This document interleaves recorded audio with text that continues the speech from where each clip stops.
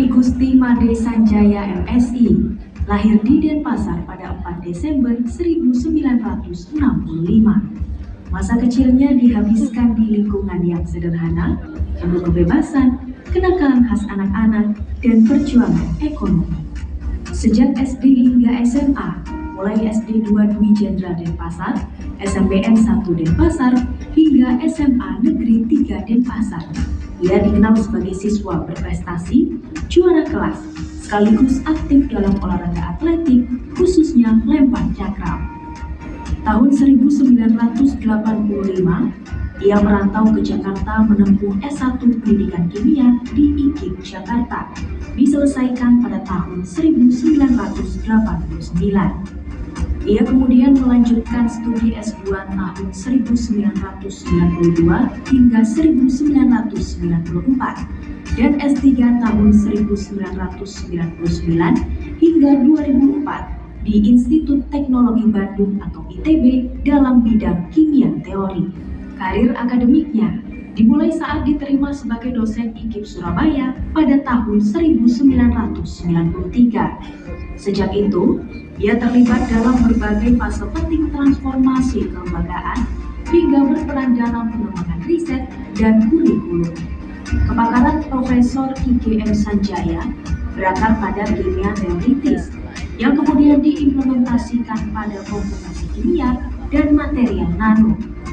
Ia mendirikan laboratorium komputasi kimia di jurusan Kimia FMIPA UNESA dan aktif membina dosen muda serta membangun jejaring riset. Kini, sebagai Profesor UNESA dalam bidang kimia fisika material nano, Profesor IGM Sanjaya terus mendorong pengembangan kimia yang berorientasi pada masyarakat, mulai dari optimalisasi material nano, pemanfaatan komputasi dan AI, hingga pengolahan bahan sederhana seperti arang menjadi material berharga tinggi. Visi intelektualnya tetap sama sejak masa kecil, yakni membuat hal kecil menjadi sesuatu yang bermakna dan bernilai tinggi.